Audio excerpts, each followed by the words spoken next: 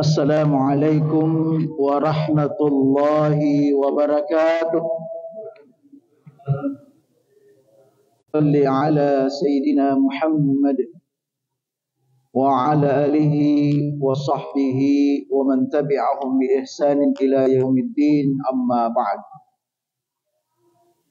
Hadirin kaum muslimin jamaah maghrib yang sama-sama dirahmati oleh Allah Subhanahu wa taala. Alhamdulillah, kembali kita panjatkan syukur kehadirat Allah Subhanahu wa taala, karena atas izinnya lah sehingga pada malam ini kita kembali lagi datang memenuhi undangan Allah, yaitu melaksanakan kewajiban-kewajiban kita selaku hamba-Nya dan juga membuktikan kecintaan kita kepada Rasulullah sallallahu alaihi wasallam. Salawat serta salam mari bersama-sama kita peruntukkan kepada Rasulullah Muhammad sallallahu alaihi wasallam. Hadirin yang dimuliakan Allah, insyaallah pada malam ini kita akan lanjutkan kembali kajian tafsir, terkhusus tafsir basmalah atau tafsir Bismillahirrahmanirrahim.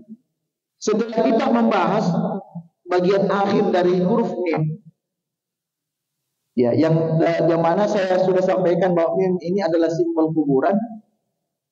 Jadi setelah manusia melalui fase-fase kehidupannya sampailah dia meninggal dunia atau mengalami kematian dan secara syariat dikuburkan. Setelah bismi kemudian dilanjutkan dengan lafaz Allah. Pertama yang perlu kita ketahui dulu, ini menunjukkan bahwa ketika seseorang itu meninggal dunia, maka hakikatnya dia kembali ke Allah. Bismillah. Jadi setelah meninggal, Allah segala-galanya kembali kepada Allah. Itu pelajaran pertama. Makanya Bismillah. Setelah kuburan, setelah simbol kuburan itu mim, artinya segala sesuatu yang bernyawa ketika dia meninggal pasti kembali kepada Allah. Pasti kembali kepada Allah. Terkait dengan lafaz Allah, yang kita kenal bahwa lafaz Allah ini adalah bagian dari nama Allah dalam Asmaul Husna. Ya. Bahkan itu nama pertama, Allah Ar-Rahman Ar-Rahim Al-Malik. Itu nomor 1. Nah, ternyata lafaz Allah ini adalah lafaz asmaul atau nama Allah dalam Asmaul Husna yang pertama kali disebutkan dalam Al-Quran. Ya. 99 nama Allah dalam Asmaul Husna, maka nama Allah itu yang pertama kali disebutkan dalam Al-Quran. Setelah itu baru Ar-Rahman. Jadi yang pertama kali disebut itu yang pertama dulu. Kemudian yang kedua, di dalam Al-Quran nama Allah ini paling sering disebut. Coba kita kalau baca Quran, ya, jadi selalu kita sebut atas Allah, atau lillahi dengan yang sepadan dengan itu, yang menunjukkan makna Allah. Bahkan setelah dihitung oleh ulama kita, jumlah Allah dalam Al-Quran itu sebanyak 2.724 kali disebut. 2.724 kali disebut Allah itu dalam Al-Quran. 2.700. Ya. Sementara dalam Al-Quran berapa surah? 114 surah. Nah, kalau kita setiap surah itu kira-kira berapa kali disebut Allah? Ya, boleh jadi puluhan kali, bahkan bisa jadi ada satu surah ratusan kali disebut lafaz Allah.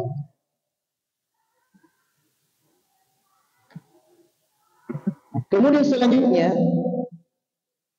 yang perlu juga kita pahami terkait dengan lafaz Allah ini, ternyata nama Allah dalam Al-Asmaul Husna itu, ternyata nama Allah ini itu sudah mencakup seluruh Asmaul Husna. Jadi saya ulangi bahwa lafaz Allah itu mencakup seluruh nama dalam Asmaul Husna. Artinya apa? Seluruh nama dalam Asmaul Husna, mulai dari Ar-Rahman sampai As-Sabur, ya, dari Ar-Rahman mulai dari yang kedua sampai ke 99, itu hakikatnya semuanya terangkum dalam Allah, dalam lafaz Allah. Nah, kita kan pernah mungkin belajar, pernah disampaikan oleh guru-guru kita. Kita kan diperintahkan begitu. Walillahil asmaul husna fad'uhu biha. Bagi Allah itu memiliki nama-nama yang baik yang disebut Asmaul Husna, maka berdoalah dengan namanya itu. Jadi salah satu sunnah dalam berdoa, dan insya Allah doa kita itu cepat diijabah oleh Allah, cepat diterima, Pak, yaitu kita bertawassul dengan nama Allah, dengan nama-nama Allah dalam Asmaul Husna, tergantung apa yang kita minta. Tergantung apa yang kita minta. Contoh, misalnya kita mau minta apa, Pak? Ya, misalnya kita ini mau berdoa, minta apa dulu? Ya, minta rezeki, ya Bang, minta rezeki. Maka bagus, Pak, sesuai dengan perintah Allah, fad'uhu biha, berdoalah, mintalah kepada Allah dengan wasilah nama Allah. Ya, maka bagus ketika kita berdoa, ya Razzaq, ya Razzaq, ya Razzaq, ya Razzaq. Itu kita bertawassul dengan nama Allah. Dan ini diperintahkan oleh Allah. Itu kata ulama, ya, ketika kita berdoa dengan melalui namanya Allah ini, maka permintaan kita itu lebih cepat diterima oleh Allah. Ya. Apalagi Pak, misalnya, ya, minta ilmu supaya Allah mudahkan, ya. Ya Alim, ya Alim, ya Alim. Misalnya kita minta agar diampuni dosa-dosa, kan? Ya Ghaffar atau ya Ghafur. Ya, kita minta keselamatan. Ya Salam. Misalnya kita ini karena selalu dalam keadaan letih, lemah, minta kekuatan agar kita diberi kekuatan. Ya Matin. Ya. Atau ya Qawi. Ya, bisa itu semuanya. Jadi intinya adalah kita diperintahkan oleh Allah ketika berdoa dengan menggunakan nama-nama Allah dalam 99 itu, dan itu disesuaikan dengan permintaan kita. Nah, tadi dikatakan bahwa ternyata nama Allah itu seluruh nama-nama Asmaul Husna ada di dalamnya. Jadi ketika kita berdoa misalnya, kita ingin minta ini, tapi kita tidak tahu Tidak tahu apa sih namanya, nama Allah yang adil ini. Dari singkatnya kembali ke lafaz Allah. Nah, bagaimana bentuknya? Allah itu kalau yang lainnya kan diawali ya Rahman, ya Rahim, ya Malik, ya Qudus, ya. Tapi kalau Allah boleh ya Allah, boleh pakai Allah, tapi yang umum dan inilah yang dicontohkan oleh Nabi dalam doa-doanya, bahkan dalam Al-Quran sendiri dicontohkan mempergunakan kata Allahumma. Jadi kalau kita bingung, ini nama Allah yang mana ya? Ini saya minta begini, tapi saya tidak tahu. Langsung saja Pak, Allahumma. Karena semua itu sudah tercakup, semua permintaan kita, apapun bentuknya, itu sudah terangkum dalam Allahumma.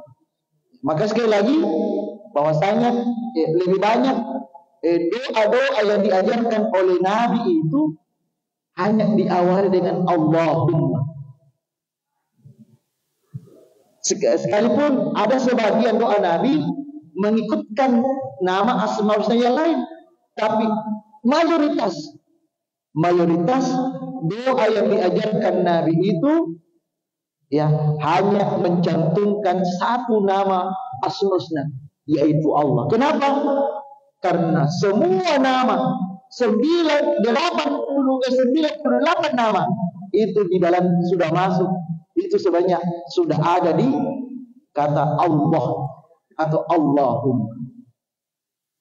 Itulah ya rahasianya. Kemudian selanjutnya yang perlu juga kita pahami terkait dengan lafaz Allah ini, ternyata hampir semua zikir, hampir semua, artinya ada juga zikir sebagian kecil, tapi hampir semua zikir pasti ada nama Allah di sini. Ya, misalnya tasbih. Apa itu Pak tasbih? Subhanallah, ada Allah. Tahmid, alhamdulillah, ada Allah di situ. Takbir, apalagi Allahu Akbar. Tahlil, la ilaha illallah. Haulah, la haula wala quwwata illa billah. Basmalah yang kita bahas, Bismillah, apalagi di situ. Inilah kalian. Jadi hampir semua zikir yang diajarkan oleh Nabi itu ada Allah di situ. Subhanallah. Nah, itulah beberapa muqaddimah terkait bagaimana kita memahami lafaz Allah itu. Nah, sekarang apa arti nama Allah? Yang lainnya kan ada kan? Ar-Rahman apa artinya? Yang Maha Pengasih. Ar-Rahim yang Maha Penyayang. Al-Malik yang Maha Merajai, yang Maha Berkuasa. Al-Quddus yang Maha Suci. As-Salam yang Maha Menyelamatkan. Nah, sekarang Allah, apa itu maknanya Allah? Yang jelas Allah itu adalah nama utama Allah. Dan tidak boleh sedikit pun, satupun makhluk yang menggunakan nama Allah itu, yang menggunakan namanya sebagai Allah, tidak boleh. Itu sudah disepakati oleh ulama bahwa tidak boleh makhluk apapun yang menjadikan namanya Allah. Karena yang patut memakai kata Allah itu Allah. Siapa namamu? Allah. Oh, tidak bisa. Tidak bisa. Ya, hanya Allah saja. Bahkan Allah sendiri yang memaklumkan kepada kita itu, memproklamarkan dirinya dengan mengatakan dalam surah Taha, Qul innani anallah. Katakanlah, saya ini adalah Allah. Allah sendirian memproklamirkan dirinya itu. Innani anallah. Sesungguhnya saya adalah Allah. La ilaha illa ana. Tidak ada yang berhak disembah kecuali saya. Fa'budni, maka beribadahlah untuk saya. Nah, apa arti nama Allah itu? Di sini ada ulama, ada dua pandangan ulama yang mengatakan bahwa nama Allah itu memang itulah sudah baku, namanya sudah baku. Artinya tidak ada perubahan, memang itu dari sononya Allah. Tapi ada juga mengatakan bahwa sebenarnya kata Allah itu, ya, Allah itu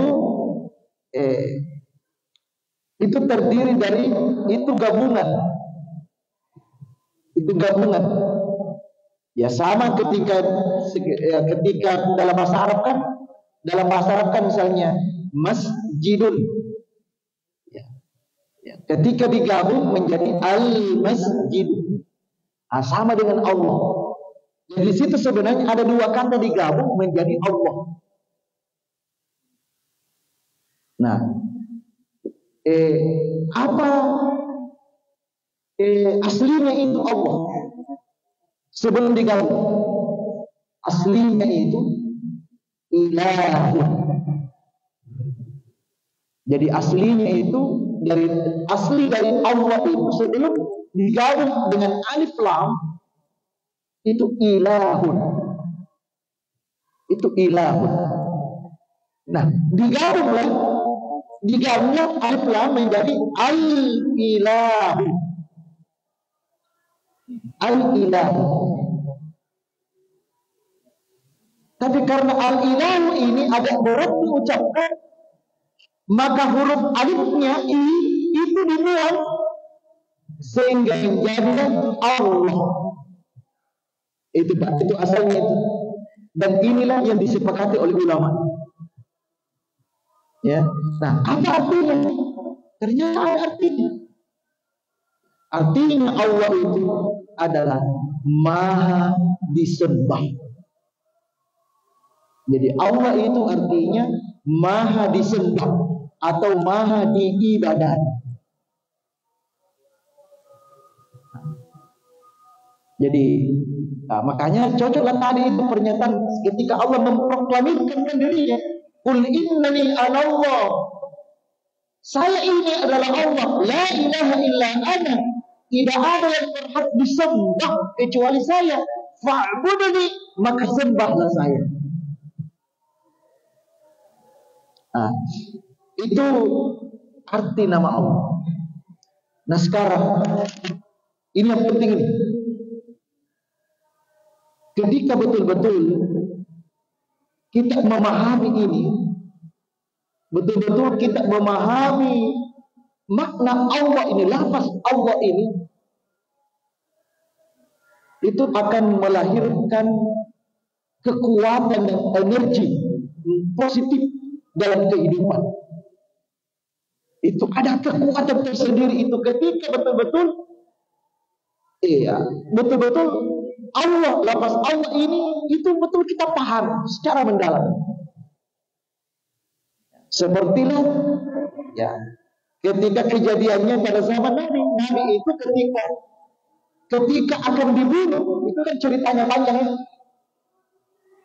Kaum Quraisy, kafir Quraisy itu kan bersepakat untuk membunuh Nabi. Lalu ada Al-Ghazal yang siap membunuh Nabi. Dan saat itu pedang sudah ada di leher Nabi. Lalu Al-Ghazal itu mengatakan, Muhammad, sekarang siapa yang bisa menolong kamu? Siapa yang bisa menolong kamu sehingga kamu selamat itu? Lalu Nabi mengucapkan, Allah. Apa yang terjadi? Si Al-Ghazal ini langsung jatuh tersungkur setelah mendengar kata Allah. Jadi ketika betul-betul orang sudah mendalam memahami makna Allah ini, itu akan melahirkan kekuatan, energi positif. Buktinya ini, langsung yang mengancam Nabi ini, itu langsung jatuh tersungkur itu karena pengaruh Allah yang diucapkan oleh Nabi. Nah, oleh karena itu bagaimana untuk meraih itu? Ya, dan inilah efek nama Allah. Satu, kita persingkat. Ketika kita betul-betul sudah memahami Allah ini, lafzul jalalah Allah ini, maka insya Allah dalam kehidupan ini kita mampu mencintai Allah dengan maksimal. Dengan efek memahami Allah ini, lafaz Allah ini, lafzul jalalah Allah ini, maka dalam kehidupan ini kita mampu mencintai Allah dengan maksimal. Bagaimana bentuknya itu maksimal? Artinya kita dalam hidup ini lebih mencintai Allah daripada segala-galanya, bahkan terhadap diri kita sendiri. Kita lebih mendahulukan cinta kepada Allah daripada mencintai selain daripada Allah. Oleh karena itu, misalnya ketika terjadi tabrakan antara cinta kepada Allah dengan cinta yang lain selain daripada Allah, maka untuk membuktikan cinta maksimal kita kepada Allah, tentu kita harus dahulukan cinta kepada Allah. Ya, misalnya, contohlah, ketika kita rapat, misalnya ketika rapat ini, sudah kegerangan, sudah kedengaran panggilan Allah,